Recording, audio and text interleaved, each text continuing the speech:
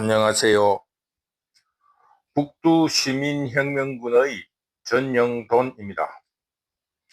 노동부 장관 김문수 인사청문회에서 합방 시기 한국인의 국적은 일본이라는 논란이 점점 커지고 있습니다.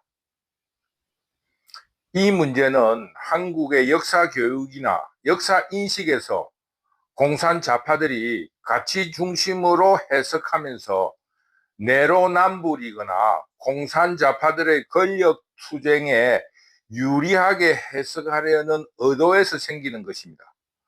먼저 한국 역사 문제를 바라보는 현재의 한국은 지금 어느 지점에 와 있는가에 대해서 먼저 생각해 보도록 하겠습니다.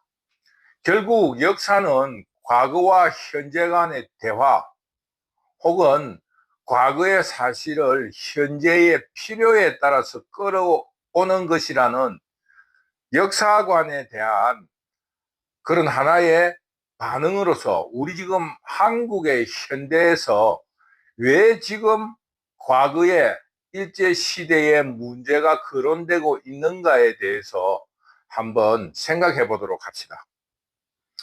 지금 한국은 제2차 세계대전을 벌이기 바로 직전에 독일을 닮아 있습니다. 독일은 제1차 세계대전의 패전국으로서 막대한 전쟁 배상금을 물어야 했고 영토가 분할되는 치욕을 겪고 있었습니다. 한국이 일본의 식민 지배에서 벗어나서 일본에서 배운 근대화로 눈뜬 역사 인식 혹은 현실 인식으로 인해서 이 처참한 현실에 대해서 참담하고 또 비참한 그런 느낌을 가지고 있었습니다. 36년간 일제 압박 속에서 한국이 얼마나 비약적인 발전을 했는가 하면은 1910년 36년 전에는 무지 몽매하여 가지고 한일 합방 조약으로 국왕이 왕이 나라를 일본에다가 자발적으로 헌납하는 그런 상황에 있었는데 해방 이후에 어떻게 되었든지 근대의식을 갖추고서 국가와 국민, 민족이라는 개념을 가지게 된 것입니다. 그래서 해방 이후 지식인들은 참다움함과 함께 한국 미래에 대한 걱정을 했습니다.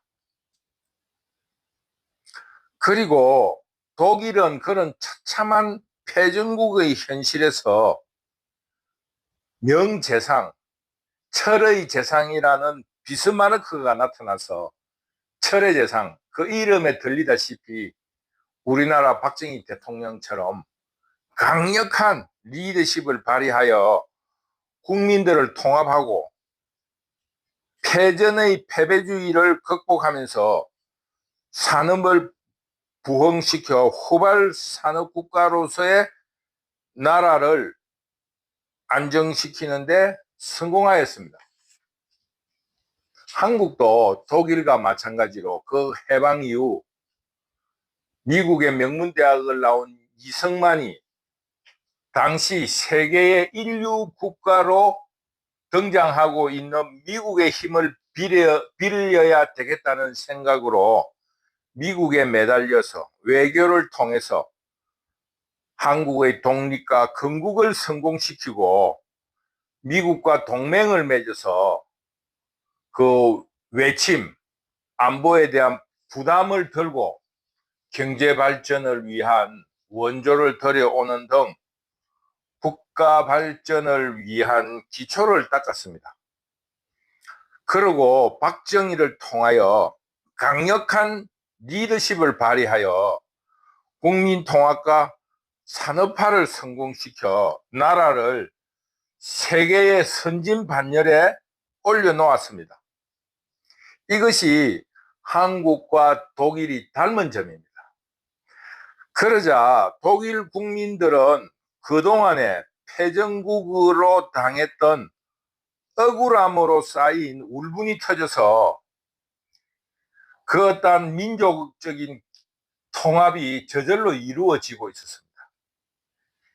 이것이 민족 집단주의라는 나치즘이 탄생하게 된 동기입니다. 1차 대전에서의 실패, 즉 패망에 대한 분노와 울분으로 결집된 민족 집단주의라는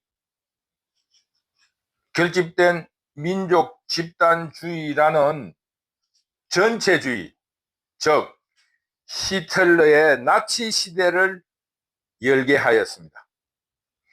그러나 이런 민족 집단주의는 전체주의적이고 국민적인 통합이 이루어져 있으니까 히틀러 시대는 비스마르크의 성과를 딛고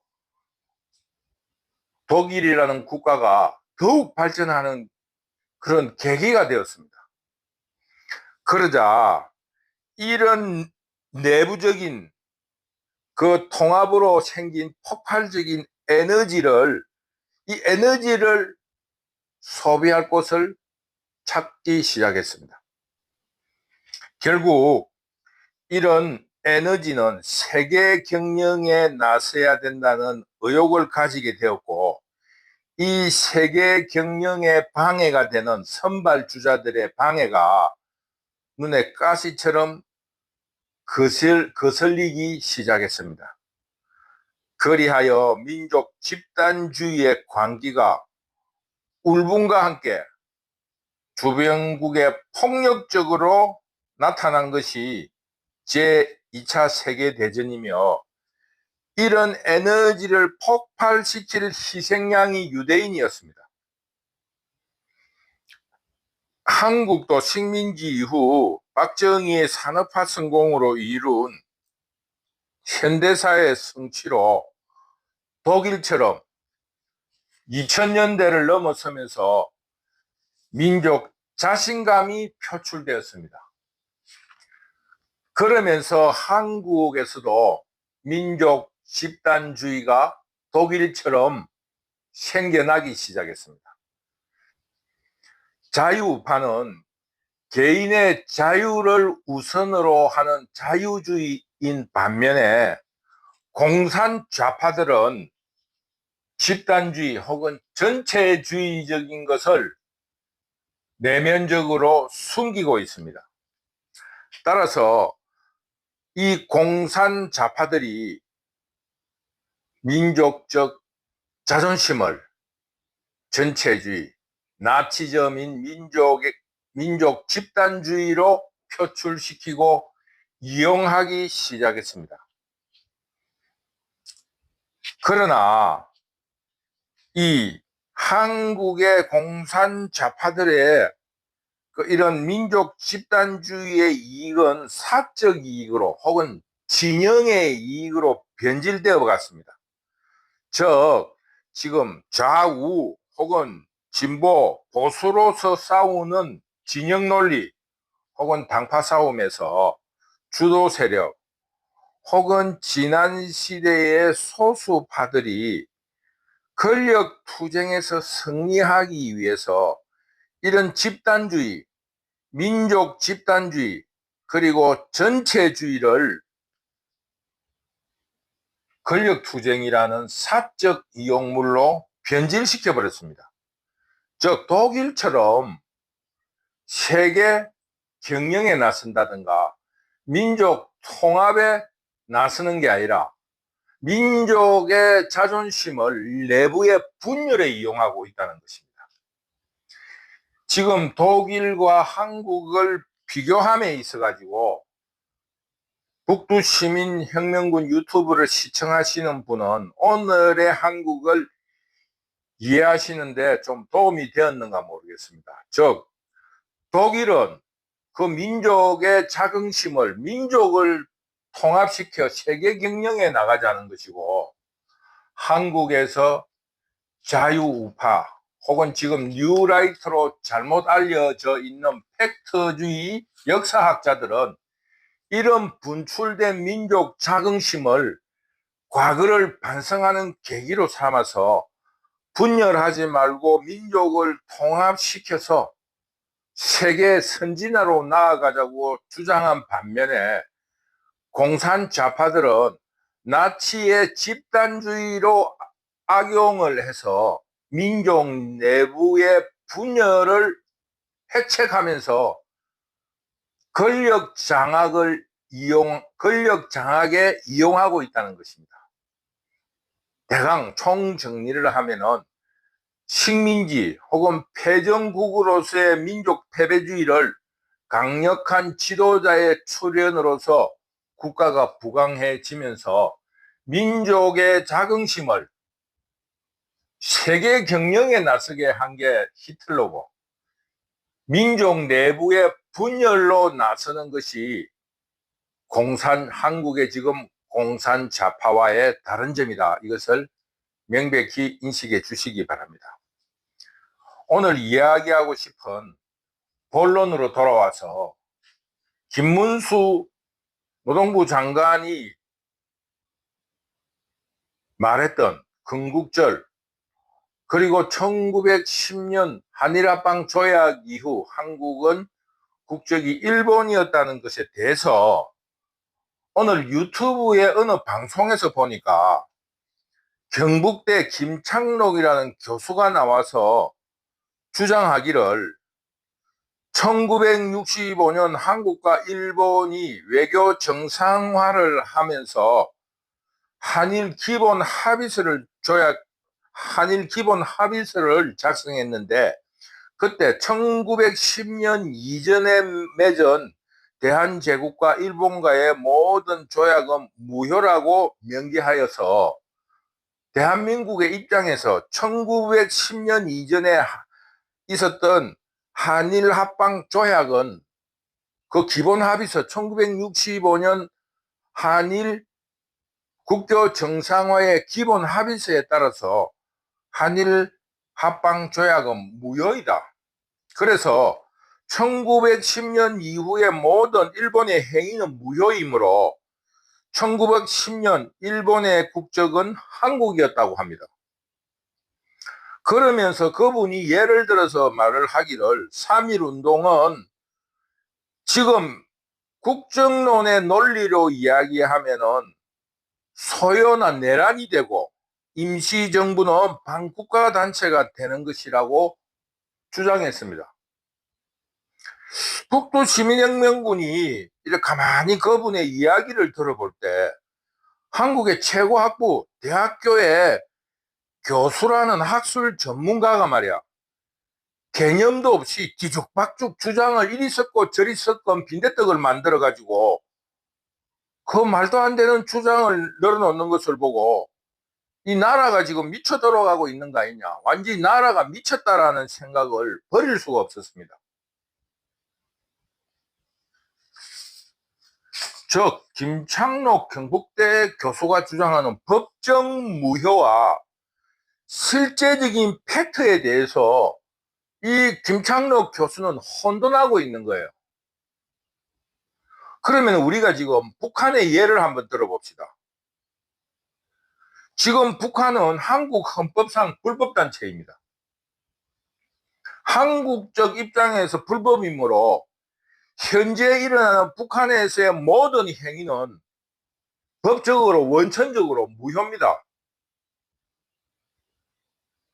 그래서 만약에 좀 극단적으로 예를 들어서 올림픽에서 북한 국적으로 참여한 경기에서 금메달을 땄다. 그러면은 그것은 무효입니까?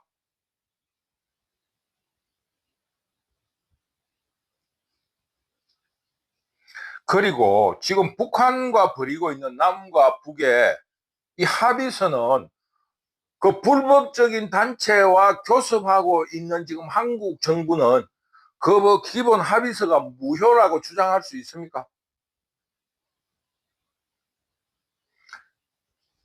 북두 시민혁명군이 이야기하고자 하는 것은 법적인 절차하고 실제적으로 있었던 팩트하고의 구별을 그 대학 교수라는 김창록 박사라는 그 사람이 구별을 할 줄 모른다는 것입니다.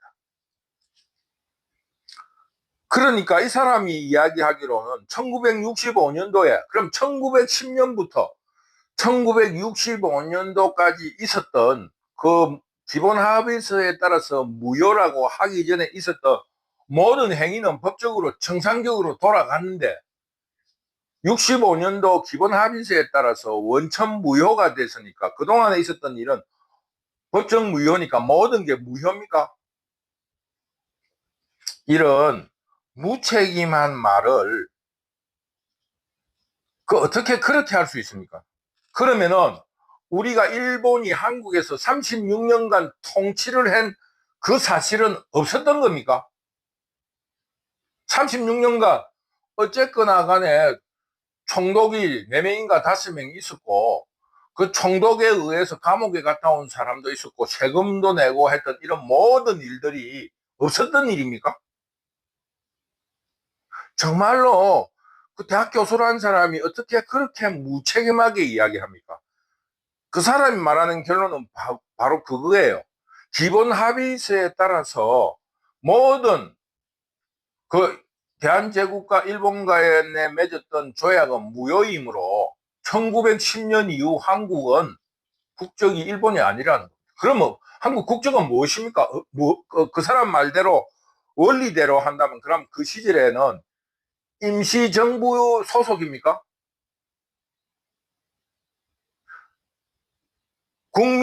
대한민국이라는 거는 국민이 주권을 가지고 있는데, 대한임시정부는 국가로서의, 민주국가로서의 어떤 절차로서 국민이 선택한 정부라는 그런 정당성을 법적으로 부여받았습니까? 그 사람이 법적으로 따지니까 저도 한 가지 이야기하면, 상해 임시정부는 어떤 의미로 민주국가라는 대한민국이라는 민의 그 정당성을 어떤 절차로서 정당성을 합법적으로 얻었습니까? 취득했습니까? 그런 의미로 좀 더 비약해서 이야기해 봅시다. 만약 박근혜 탄핵이 법적으로 무효가 된다면 박근혜 이후 무효 요건에 의해서 일어난 모든 행위, 즉 문재인의 대통령 취임과 행위도 무효입니까? 법적 무효라는 것은 물론 원천적인 무효지만은 앞으로 일어날 행위에 대해서 법적으로 정리를 해가지고 기준을 정하는 절차에 불과한 것이지, 그것이 어떤 행위를, 있었던 일을 없었다고 할 수는 없는 겁니다. 그러니까 36년간 일본 국적으로 살았는데 65년도에 법이 무효가 됐으니까 그 당시 일본 국적이 아니다라고 이야기하는 것은, 그럼 그 시절은 꿈속에 있었던 일입니까? 즉 원천 무효라는 것으로서 법적인 사회적인 제도와 절차에 의해서 혼돈을 정리해 주는 것입니다. 혼인이 상대방의 속임에 의해서 원천적으로 무효인 법적인 절차를 밟았다고 할 때 그 자식이 생겼는데 그 자식은 그럼 그 사람 자식이 아닙니까? 이 대학 교수라는 사람이 뭐 어떻게 권력의 한 자리를 차지하기 위해서라든지 이걸 위해서라든지 아무렇게나 내뱉는다는 것에 대해서 정말 개탄한 거예요. 원천 무효에 대해서 다시 한번 그 박창록 교수라는 사람한테 내가 묻는 거예요. 혼인간에 있어가지고 원천 무효가 됐다. 김창록 교수. 원천 무효가 됐다. 그럼 그 자식은 없었던 겁니까? 부부가 아닌데 어떻게 자식이 생깁니까? 부부가 원천 무효인데. 근데 자식이 생겼잖아요.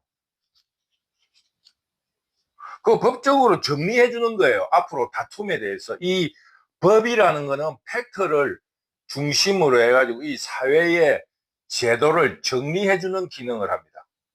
법이라는 거는 서로 싸우면은 정리해주고, 이 우리나라의 어떤 이런 인간적인 관계는 이렇게 하기로 했다고 약속을 했잖아요. 그 사회 계약이라 하잖아요. 법이라는 게 사회 계약이지 않습니까? 그러니까 원천 무효가 일어났으면 그 있었던 팩트, 사실은 없어지는 겁니까? 원천 무효니까. 그게 아니잖아요. 즉, 어떠한 그 무효에 따른 질서를 정리하기 위해서 그 부부가 아는 사이에 낳던 그 자식에 대해서 또 다른 법적 지위를 부여하여 사회 질서를 정리해주고, 이런 그 혼돈을 막으려는 그런 법적인 절차이지, 회복할 수 없는 행위라든가 혹은 있었던 팩트까지 무효가 되는 건 아니라는 거 아닙니까? 그래서 이런 의미로 3.1 운동은 당시에 어쨌거나 한국은 일본의 법의 적용을 받았기 때문에 내란 혹은 소요로 처벌을 받았고, 또 임시정부로서 불법단체로, 임시정부는 불법단체로 처벌 대상이 된 것입니다. 그것은 나라를 빼앗겼기 때문입니다. 그 3.1 운동이라든가 임시정부가 있었던 사실이 무효가 돼가지고 없어지는 것이 아니라는 겁니다. 단지 그런 일본 법의 적용에 의해서 받았던 처벌은 무효가 되는 거예요. 회복할 수 있는 거니까. 우리나라에도 법 절차에서 재심 절차가 있고, 법이 바뀌면은 그 법에 의해서 처벌받았던 사람들이 그 죄가 없어지는 경우가 있지 않습니까? 꼭 일본의 기본법만이 아니라. 그래서 회복할 수 있는 대로 배상을 해야 될 것이면 배상을 해야 되고, 보상을 해야 될 것이면 보상을 해주는 거 아닙니까? 그리고 1910년 조약이 1965년 한일 기본 합의서에 따라 무효가 됨으로써 그들의 행위나 임시정부 같은 단체가 현재는 처벌받지 않는 거예요. 만약 그것이 그 무효가 되지 않는다고 하면 지금 우리나라는 일본에 합방되어 있는 거 아닙니까? 그 당연히 무효화해야 되는 거 아니에요? 그 법적으로 그거를 어떤 의미로는 실효시킨다 가지고 뭐 우리가 알고 있다시피 그거 있잖아요. 소멸시효라는 게 있고 취득시효라는 게 있잖아요. 시효. 그런 의미로 당연히 무효가 되는 거예요, 지금. 뭐 그게 뭐 대단한 무효적인 요건에 의해서 한국의 입장은 뭐 그저 한일 합방이 무효가 됐기 때문에 모든 법적 지위가 없어졌다. 물론 그렇게 지금 현재 이야기할 수 있지만은 일제 통치하에 있었던 일은 팩트로서 당연히 있었던 일 아닙니까? 그게 없었다고 할 수 있어요. 일본에 36년간 일본 국적으로 살았다는 사실이 무효가 됨으로써 그 36년간 일본 국적으로 살았던 그 사실조차 없어집니까? 그 대학 교수라는 사람이 어처구니 없는 말을 해요. 물론 지금 종로 그 파우다공원 앞에서 독립선언서도 읽지 않겠지만은 지금 독립선언서를 읽어도 아무 상관이 없어요. 그거 뭐 기본 합의서가 없었다 하더라도 그 자체가 법적인 효력을 발휘를 못합니다. 꼭 무효를 했기 때문에 그 일본과 한국의 입장이 다르고, 일본은 그때 있었던 한국 사람들이 일본 국적으로서 일본 국민들을 강제해 갔기 때문에 큰 위법상이 아니라고 주장한다는 그것과, 한국은 그 무효니까 당시부터 처음부터 우리는 일본의 백성이 아니었기 때문에 강제로 그렇게 됐다. 그런 무리한 법적 그거를 안 해도 됩니다. 그 조약이 불평등 조약이었다는 거 그것만 말해도 아무 탈이 없는 거예요. 만약에 그것이 불평등 조약이 아니었다 그러면은 그건 한국 국민이 정상적인 조약을 맺어서 그 나라가 합병됐다는 것을 인정해야 되는 겁니다. 그거를 자기가 잘못해놓고 남에게 덤태기 세우는 거하고 무엇이 다릅니까? 그래서 우리가 북두 시민혁명군이나 내 생각에 팩트주의 역사학자 간에 같이 추구는 비슷한 것 같아요. 뭐냐 하면은 지금 있었던 일 팩트는 있는 대로 인정하자. 우리가 그렇게 미개하고 참으로 비참한 나라였는데 그 조약을 맺어가지고 그 조약이 만약에 불평등 조약이 아니었다 하면은 그렇게 나라를 빼앗기고 살았다. 그랬는데 이런 명백한 역사적인 사실을 딛고 일어서서 이렇게 훌륭한 현대사의 성취를 했다.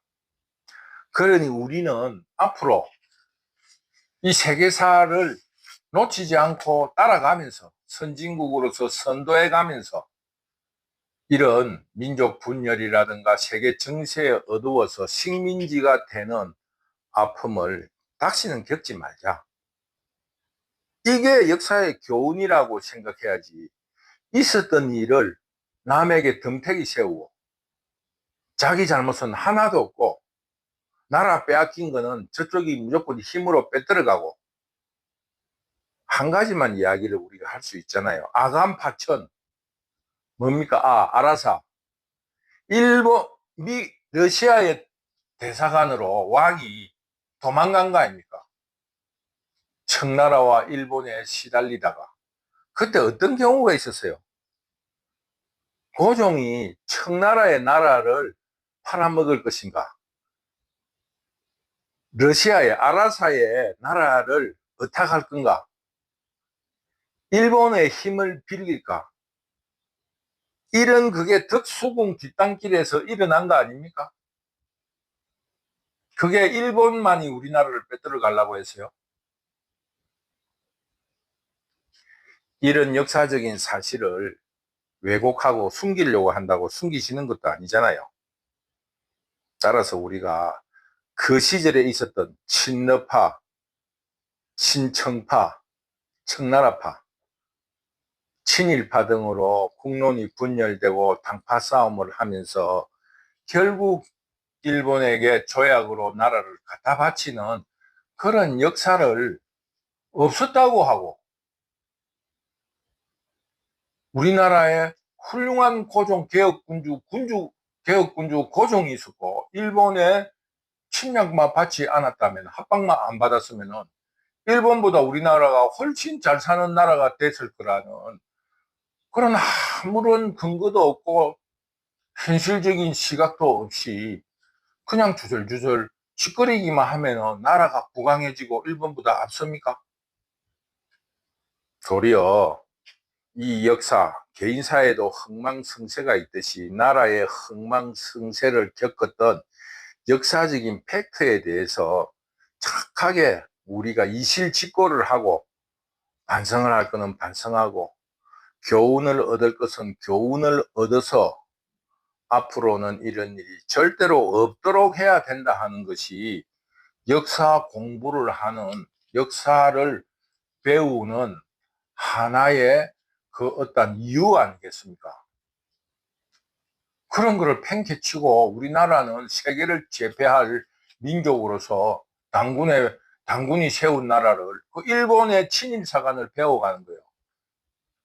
일본은 천황에서부터 시작해가지고 이제껏 나라가 변한 적이 없다 하니까 갑자기 건국절 시비가 나오니까 어느 공산자파의 아류가 하나 나와서 건국절은 10월 3일이라고 유튜브에서 항변을 하고 있더라고요. 그 이종찬의 이야기를 조금 두둔해주고 싶은 마음이 있는 거예요. 나라를 한 번도 잃은 적이 없다. 당군이 만드는 이후에 나라를 한 번도 잃은 적이 없다. 그게 그 일본 그 친일파 아닙니까? 그 사람들이 일본의 역사를 그대로 뺏겨온 거 아니에요. 결국 우리는 오늘 뭘 해야 되는가? 지금 친일파다, 반일파다, 친미다, 친중이다. 이 싸우는 게 해방정부가 무엇이 다르냐 이겁니다. 따라서 지금 우리 모두가 다 같이 건국절이니 국적이 일본이었다 아니었다를 다투는 이유가 뭐 때문에 그걸 다툽니까? 그 역사 속에서 우리가 교훈을 배우기 위해서 다투는 거 아니에요? 그러면은 지금 친일이니 반일이니 싸우는 게 그 우리에게 어떤 역사적 교훈을 얻어서 그렇게 싸웁니까? 다 같이 우리 가슴에 손을 얹고 지금 우리가 친일과 반일로 싸우는 이유가 그 역사에서 배워가지고 앞으로 다시는 식민지 같은 일이 없도록 민족이 통합하고 화합하자는 의미가 있는데 그 본질은 없어지고 다시 친일이니 반일이니 중국은 큰 나라니 성기화되고 중국에 세세하고 살아야 되는 친중파하고 일본이라든가 해양으로 나가자는 해양주의하고 지금 또다시 당파 싸움을 하고 있는 것하고 무엇이 다른가? 다 같이 가슴에 손을 얹고 성찰하는 시간을 가지기를 간곡하게 부탁드리겠습니다. 오늘도 이런저런 이야기를 하다 보니까 강의가 중원부원 길어졌습니다. 결론은 무엇이냐?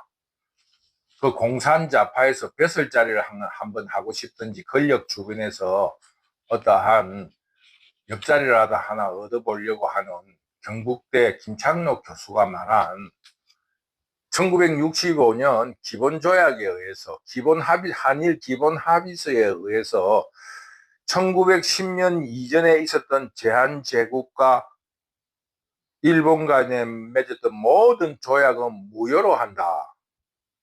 이 문제로 인해서 1910년 이후 한국에 있었던 한국 국민은 국적이 일본이 아니다. 이렇게 주장하는 것은 법적인 원천 무효하고 법적인 절차하고 팩트를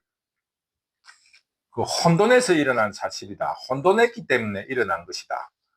아니면은 그 사람이 그 어떤 정치적인 선동을 위해서 그것을 구별하지 않고 그냥 막무가내로 선동하기 위해서 섞어서 국민들을 선동하거나 판단을 할 수 없도록 만들려는 그런 의도를 가지고 한 의용학자다. 북두시민혁명군은 그렇게 생각합니다. 팩트와 법적인 절차는 다른 겁니다. 이런 문제를 이야기하면서 있었던 사실은 팩트는 법이 무효를 하더라도 그 팩트는 존재하는 겁니다. 이것으로서 오늘 강의를 마치도록 하겠습니다.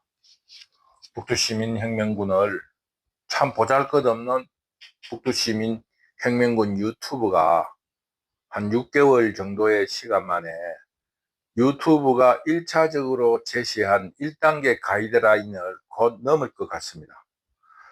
여러분들의 호응과 응원이 정말로 큰 힘이 되었고 오늘도 큰 힘이 되고 있습니다. 여러분들의 끊임없는 응원과 후원을 부탁드리겠습니다. 여러분 감사합니다.